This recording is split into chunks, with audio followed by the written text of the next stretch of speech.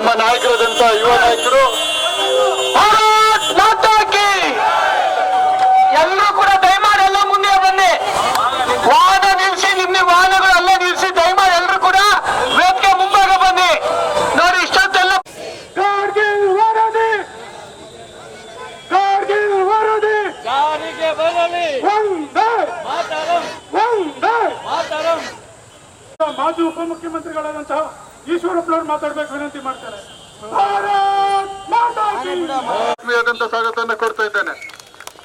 ಈ ಒಂದು ಪ್ರತಿಭಟನೆ ರಾಷ್ಟ್ರಭಕ್ತ ಬಳಗ ಹಾಗೂ ಪರಿಸರಕ್ಕಾಗಿ ಇಲ್ಲಿರ್ತಕ್ಕಂಥ ಪ್ರತಿಯೊಬ್ಬರನ್ನು ಕೂಡ ಗಂಡಸರೇ ನಮ್ಮೆಲ್ಲರ ಕರ್ತವ್ಯ. ಹಾಗಾಗಿ ಪರಿಸರಕ್ಕೆ ಮಾರಕವಾದಂಥ ಯಾವುದೇ ಕಾರ್ಯಕ್ರಮಗಳನ್ನಾಗಲಿ ಯಾವುದೇ ಯೋಜನೆಗಳನ್ನಾಗಲಿ ನಾವು ಬಳಗದ ಪ್ರಮುಖರು ಹಾಗೆ ಮಾಜಿ ಉಪಮುಖ್ಯಮಂತ್ರಿಗಳಾದಂತಹ KS ಈಶ್ವರಪ್ಪನವರಿದ್ದಾರೆ. ಅವರಿಗೆ ತಮ್ಮೆಲ್ಲರ ಪರವಾಗಿ ಈ ಒಂದು ಚಳವಳಿ ನಿಜವಾಗಿಯೂ ಅಭಿನಂದನಾರ್ಹವಾದದ್ದು. ಮತ್ತೆ ನಾನು ವೈದ್ಯನಾಗಿ ಹೇಳೋದಂದ್ರೆ ಯಾವಾಗಲೂ ಪ್ರಿವೆನ್ಷನ್ ಇಸ್ ಬೆಟರ್ ದೆನ್. ನಿಮ್ ಜೊತೆ ಇದೀವಿ ಅಂತ ತೋರಿಸ್ಕೊಟ್ಟಿದ್ರಿ. ನಿಮಗೆಲ್ಲರೂ ಕೂಡ ಸಾಷ್ಟಾಂಗ ನಮಸ್ಕಾರ ಮಾಡ್ಲಿಕ್ಕೆ ನಾನು ಇಷ್ಟಪಡ್ತೀನಿ. ಮೊದಲನೇದಾಗಿ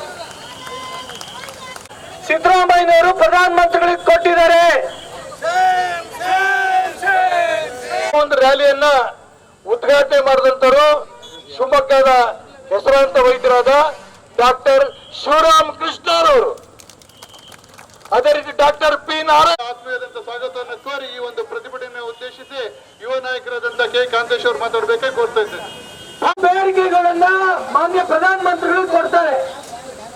80 ಬೇಡಿಕೆಗಳು. ಆತ್ಮೀಯ ಎಲ್ಲ ಕಾರ್ಯಕರ್ತ ಬಂಧುಗಳೇ, ಮೊದಲನೇದಾಗಿ ಹಿಂದಕ್ಕೆ ಬನ್ನಿ, ಇನ್ನೂ ಹಿಂದಕ್ಕೆ ಬೇಡ. ಅಲ್ಲಿ ಅಡ್ಡ ಇದ್ದೀರಿ ರವಿ, ಅವರೆಲ್ಲ ಕಳಿಸಿ. ಈ ಕಡೆ ಬನ್ನಿ, ಅವರೆಲ್ಲ ಕಳಿಸು. ಆ ಹಿಂದೆ ಇರಲು ತಳ್ಳಿ ಮೇಲೆಗೆ ಹಿಂದೆ ಬನ್ನಿ ದಯವಿಟ್ಟು. ಈಗ ನಮ್ಮನ್ನು ಉದ್ದೇಶಿಸಿ ಡಾಕ್ಟರ್ ಶಿವರಾಮ್ ಕೃಷ್ಣ ಅವರು ಮಾತಾಡ್ತಾರೆ.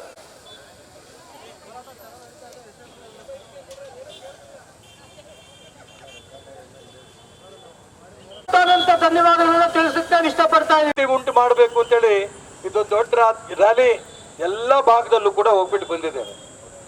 ಸರ್ಕಾರ ಈ ದಿಕ್ಕಲ್ಲಿ ಗಮನ ಕೊಡ್ಲಿಲ್ಲ ಅಂತಂದ್ರೆ ನಾವು ಸರ್ಕಾರದ ವಿರುದ್ಧ ದೊಡ್ಡ ಹೋರಾಟ ಮಾಡಬೇಕಾಗತ್ತೆ ಅನ್ನಂತ ಎಚ್ಚರಿಕೆ ಕೂಡ ಈ ಸಂದರ್ಭ ಕೊಡಕ್ಕೆ ಇಷ್ಟಪಡ್ತೇನೆ.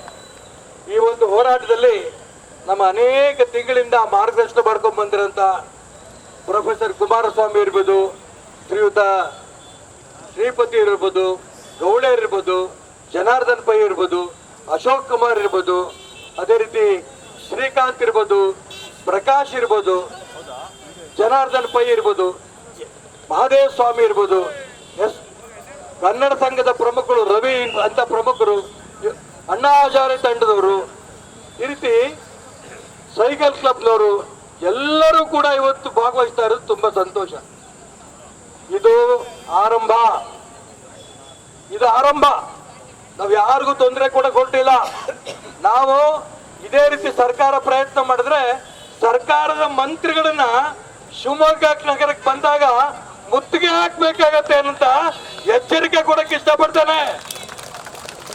ಜನರಿಗೆ ತೊಂದರೆ ಕೊಡಲ್ಲ ನಾವು, ಸರ್ಕಾರಿ ಮಂತ್ರಿಗಳಿಗೆ. ನಾನು ಯಾಕೆ ಈ ಮಾತನ್ನು ಹೇಳ್ತಾ ಇದ್ದೀನಿ ಅಂದ್ರೆ, ಇಂಥ ಉರಿ ಬಿಸಿಲು ನಡೀತಾ ಇದೆ. ಈಗ ನೀವು 16-17 ಸಾವಿರ ಮರಗಳನ್ನ ಕಡಿದ್ರೆ ಇನ್ನೂ ಬಿಸಿಲು ಜಾಸ್ತಿ ಆಗುತ್ತೆ.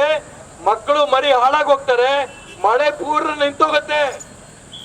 ಅದಕ್ಕೋಸ್ಕರ ಈ ಒಂದು ಪ್ರಾಜೆಕ್ಟಿನ ಬಗ್ಗೆ ವಿವರಕ್ಕೆ ಹೋಗಲ್ಲ, ನೀವೆಲ್ಲ ತಿಳ್ಕೊಂಡಿದ್ದೀರಾ. ಬರಂತ ದಿನ ಇನ್ನೂ ಜಾಗೃತಿ ಉಂಟು ಮಾಡೋ ದಿಕ್ಕಲ್ಲಿ ಏನೇನು ಯೋಜನೆಗಳು ಮಾಡಬೇಕು ಅನ್ನೋಂಥ ವಿಷಯವನ್ನ ಕೂತು ನಾವು ಚರ್ಚೆ ಮಾಡ್ತೇವೆ. ಮುಕ್ಕಾಲ್ಪಾಲ್ 22ನೇ ತಾರೀಕು ನಮ್ಮ ಎಲ್ಲ ನಾಯಕರುಗಳ ಜೊತೆಗೆ ಮತ್ತೊಂದು ವಿಶೇಷವಾದ ಸಭೆ ಸೇರಿ ಮುಂದಿನ ಹೋರಾಟವನ್ನ ನಾವು ಖಂಡಿತ ಯೋಚನೆ ಮಾಡ್ತೇವೆ. ಎಲ್ಲ ಹೋರಾಟಕ್ಕೂ ಕೂಡ ನೀವೆಲ್ಲ ಸಿದ್ಧ ತಾನೆ? ನಾವೆಲ್ಲ ಹೋರಾಟಕ್ಕೂ ಸಿದ್ಧ ಅನ್ನೋದು ಎಲ್ಲ ಎರಡು ಕೈ ಎತ್ತೇಳಿ.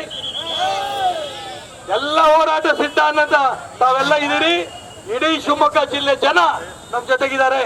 ಅನೇಕ ಸಾಧು ಸಂತರು ಬೆಳಿಗ್ಗೆಯಿಂದ ಮಾರುತಿ ಗುರುಜಿಯವರು ನಮ್ಮ ಸಾವಯವ ಪ್ರಕಾಶ್ ಹೇಳ್ತಾ ಇದ್ರು, ಸಾಧು ಸಂತರು ಬೆಳಿಗ್ಗೆಯಿಂದ ಅನೇಕರು ಫೋನ್ ಮಾಡ್ತಾ ಇದಾರಂತೆ, ಹೇಗಾಯ್ತು ಅಂತ. ಮಾರುತಿ ಗುರುಜಿಯವರು ಮತ್ತೆ ಕೇಳಿದಂತೆ ಹೇಗಾಯ್ತು ಅಂತ. ಇಡೀ ಗಾಂಧಿ ಬಜಾರಲ್ಲಿ ನೆಹರು ರಸ್ತೆಯಲ್ಲಿ ನೋಡಿ ಅವ್ರಿಗೆ ಜನನೇ ಹೇಳಿದ್ದಾರೆ, ಅತಿ ಉತ್ಸಾಹದಿಂದ ಒಂದು ಪ್ರತಿಭಟನಾ ಮೆರವಣಿಗೆ ಮಾಡಿದ್ದಾರೆ ಅಂತ. ಮುಂದಿನ ದಿನ ಮತ್ತೆ ಹೇಳ್ತೀನಿ, ಮಾನ್ಯ ಸಿದ್ದರಾಮಯ್ಯನವರು ಯಾರಿಗೂ ಅವ್ರ ದಾರಿ ತಪ್ಪಿಸಿದಾರೋ ಗೊತ್ತಿಲ್ಲ. ಈ ಶರಾವತಿ ಸ್ಟೋರೇಜ್ ನ ಒಂದು ವಿಶೇಷವಾದ ಇದರಿಂದ ಜನಕ್ಕೆ ಆಗ್ತಾರಂತ ಅನ್ಯಾಯ ಮುಖ್ಯಮಂತ್ರಿಗಳು ತಿಳ್ಕೊಂಡು ಪ್ರಧಾನಮಂತ್ರಿಗಳಿಗೆ ಪತ್ರ ಕೊಡಬೇಕಾಗಿತ್ತು. ನಾವು ಕೂಡ ಪ್ರಧಾನಮಂತ್ರಿ ಭೇಟಿ ಮಾಡ್ತೇವೆ. ನಾವು ಕೂಡ ಈ ಯೋಜನೆಯಿಂದ ಆಗ್ತಾರಂತ ಅನ್ಯಾಯವನ್ನ ಸಾಧು ಸಂತರು ಸಂತೋಷ್ ಹೆಗ್ಡೆ ಇರ್ಬೋದು, ಹಿರೇಮಠ್ ಇರ್ಬೋದು, ನ್ಯಾಯಮೂರ್ತಿ ಗೋಪಾಲ್ ಗೌಡ್ರು ಇರ್ಬೋದು, ಎ.ಟಿ. ರಾಮಸ್ವಾಮಿಗಳು ಇರ್ಬೋದು, ಪರಶುರಾಮೇಗೌಡರು ಇರ್ಬೋದು, ಈ ರೀತಿ ಎಲ್ಲಾ ಪ್ರಮುಖರನ್ನು ಕೂಡ ಭೇಟಿ ಮಾಡಿ, ಶೃಂಗೇರಿ ಜಗದ್ಗುರುಗಳಿರ್ಬೋದು, ಸ್ವರ್ಣವಲ್ಲಿ ಸ್ವಾಮಿಗಳಿರ್ಬೋದು, ಅನೇಕ ಸ್ವಾಮಿಗಳನ್ನ, ಪೇಜಾವರ ಸ್ವಾಮಿಗಳು, ಇವರೆಲ್ಲರನ್ನು ಭೇಟಿ ಮಾಡಿ ಪ್ರಧಾನಮಂತ್ರಿಗೆ ಮನವರಿಕೆ ಮಾಡ್ತೇವೆ. ಯಾವ ಕಾರಣಕ್ಕೂ ಈ ಯೋಜನೆ ಆಗೋದಕ್ಕೆ ಬಿಡಲ್ಲ. ಈ ತೀರ್ಮಾನವನ್ನ ನಾವು ತಗೊಂಡಿದೀವಿ ಅಂತ ಹೇಳ್ತಾ ಈ ಒಂದು ಸಂದರ್ಭದಲ್ಲಿ ಇಷ್ಟು ದೊಡ್ಡ ಸಂಖ್ಯೆಯಲ್ಲಿ ಬಂದಿದ್ದೀರಾ, ಬಿಸಿಲಲ್ಲೆಲ್ಲ ತಾವೆಲ್ಲ ಇದ್ದೀರಾ. ಹಾಗಾಗಿ ಈ ಸಭೆಯನ್ನ ಇಲ್ಲಿಗೆ ನಾವು ಮುಗಿಸ್ತಾ ಇದ್ದೇವೆ. ಅನೇಕರು ಇನ್ನು ಮಾತಾಡಬೇಕಾಗಿತ್ತು, ಅದು ಉಳಿದಿದ್ದಾರೆ ನಾವು ಹೇಳ್ತಾರೆ. ಆ ಪ್ರಕಾರ ನಾವು ನೋಡ್ಕೊಳ್ಳೋಣ. ಮುಂದಿನ ಹೋರಾಟಕ್ಕೆ ಸಜ್ಜಾಗಿರ್ಬೇಕು ಅಂತ ಪ್ರಾರ್ಥನೆ ಮಾಡಿ